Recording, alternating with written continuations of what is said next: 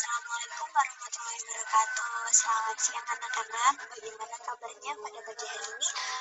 Semoga dalam keadaan sehat walafiat dan tetap mematuhi protokol kesehatan apabila sedang berada di luar rumah ya. Nah, hari ini kita akan membahas ke bab selanjutnya mengenai salah satu cabang ilmu biologi yang sudah pernah kita bahas di semester 1, yakni cabang ilmu biologi yang mempelajari tentang virus. Apa namanya? Virologi. Iya, benar sekali. Nah, Ibu punya sedikit video. Ibu menampilkan video, coba diperhatikan ya.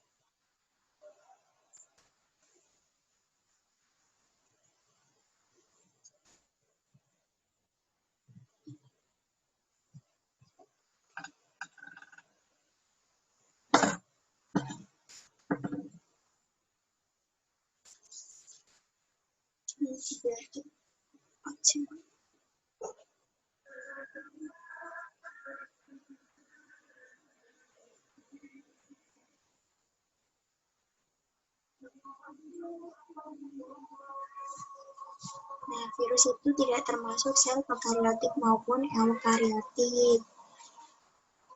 Virus itu mempunyai struktur tubuh lebih kecil dari sel.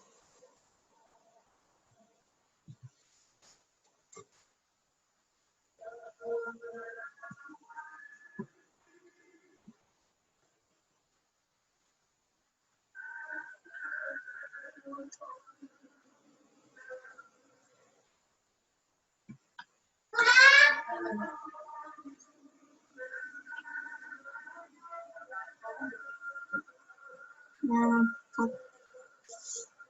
coba diperhatikan dulu, nanti kita akan membahas mengenai video ini ya.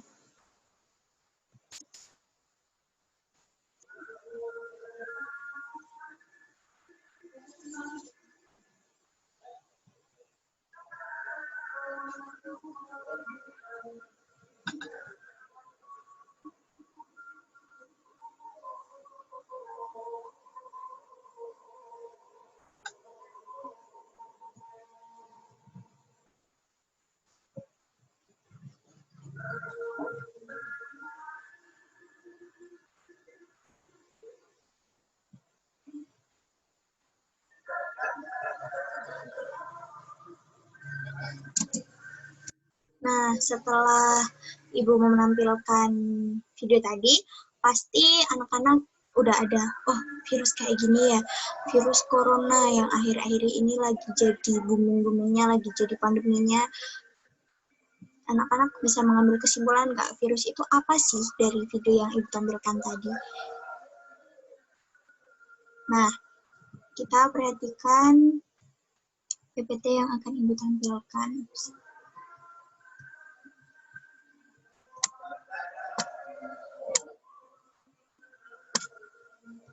Virus. Ada yang akan kita bahas pada pagi hari ini, yakni titik 2.4, menganalisis struktur replikasi dan peran virus dalam kehidupan.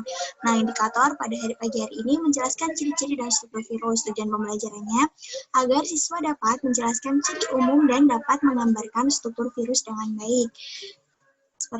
Dari video tadi, timbullah suatu pertanyaan, apa sih virus? Virus itu apa sih? Virus itu apakah sesuatu yang dapat mematikan, atau sesuatu yang berukuran kecil, atau virus itu tuh nggak bisa dibunuh, atau gimana ya? Nah, dari anak-anak timbul nggak pertanyaan-pertanyaan seperti itu? Ya, benar sekali, pasti timbul ya, kepo. Virus corona, virus, berarti pada hari ini kita akan belajar tentang virus corona yang lagi jadi booming-boomingnya ini. Gitu. Nah, virus berasal dari bahasa Latin, virion yang berarti racun. Virus adalah mikroorganisme patogen yang menginfeksi sel makhluk hidup. Kenapa dia bisa dikatakan mikroorganisme?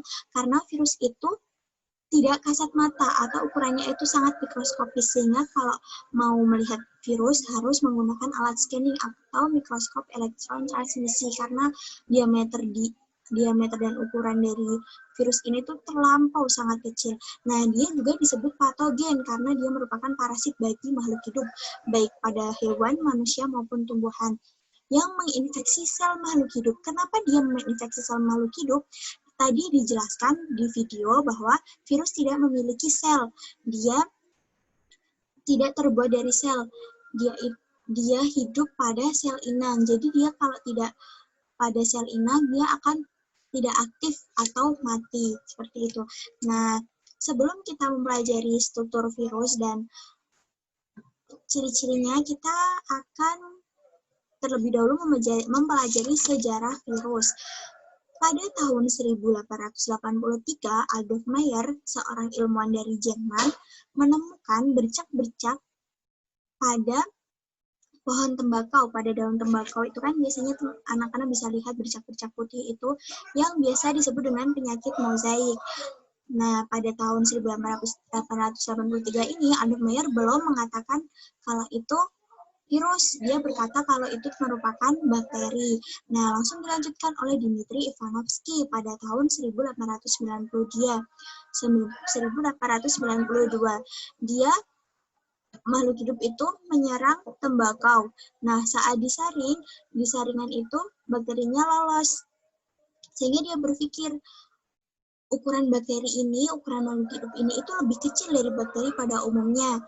Lalu, pada tahun 1897, Martinus Beijerinck melakukan ekstraksi pada tembakau hasil Ivanovsky tadi yang kemudian disuntikan ke tembakau lain.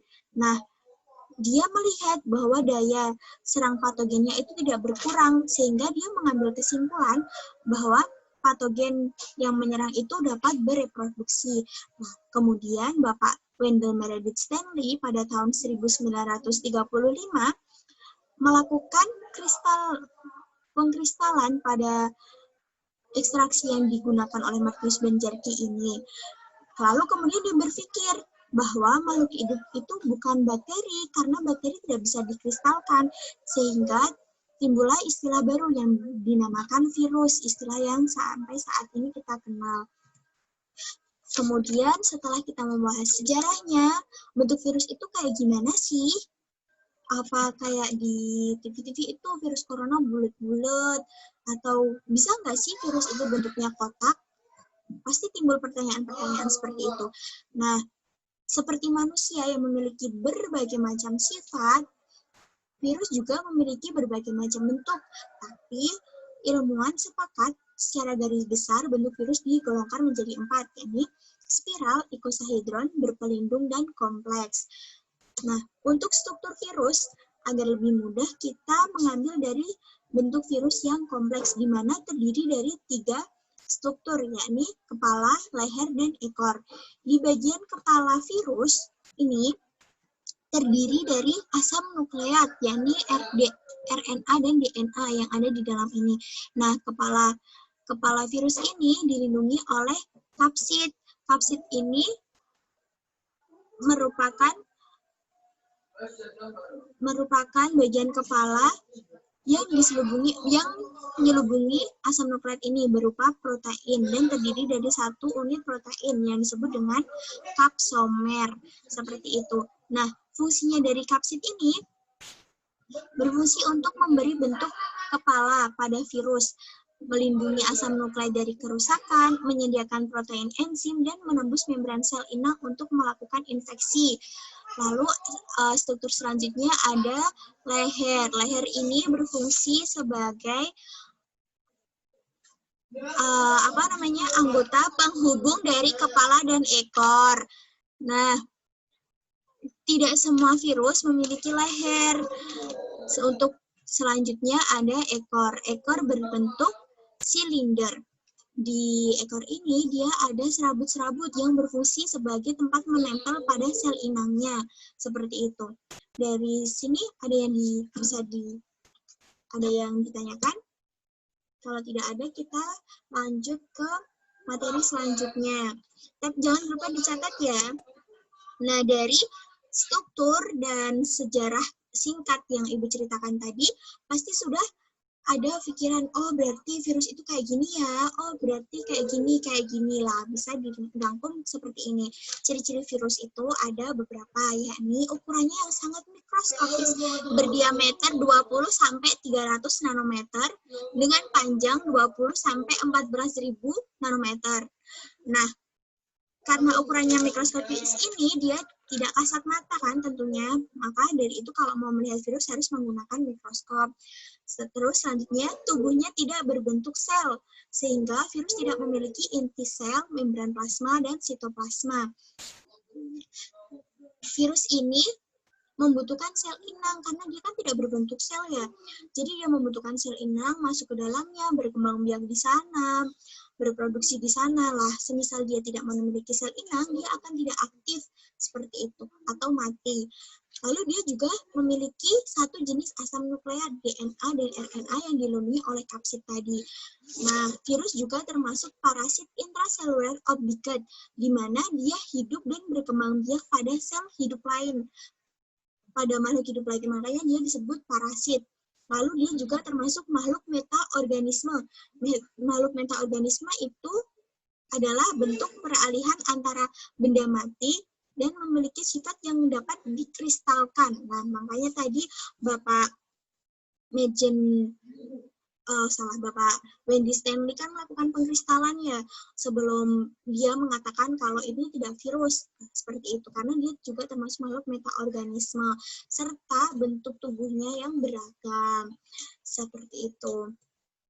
Nah, setelah itu, pasti cara dia kan berkembang biak ya, otomatis virus. Ada dua cara replikasi virus, itu ada litik dan lisogenik.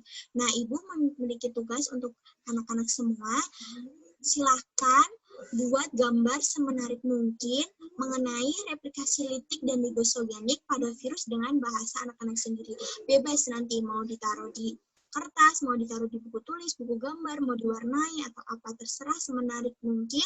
Nanti difoto, di-scan, dikumpulkan melalui Google Classroom yang nanti kita akan bahas pada pertemuan selanjutnya. Sampai sini ada yang bisa, ada yang ditanyakan? Kalau tidak, saya cukupkan pertemuan pada hari ini. Jangan lupa dikumpulkan di Google Classroom. Ibu tunggu sampai nanti ya jam 8 malam. Itu cukup ya waktunya untuk mengerjakan tugas ini. Nah, nanti referensinya bisa dari buku pegangannya, bisa dari cari Google atau YouTube. Bebas, Ibu bebaskan. Semenarik kalian, sekreatif kalian mungkin. Oke. Bisa dipahami? Bisa. Kalau sudah, sekian dari saya. Assalamualaikum warahmatullahi wabarakatuh.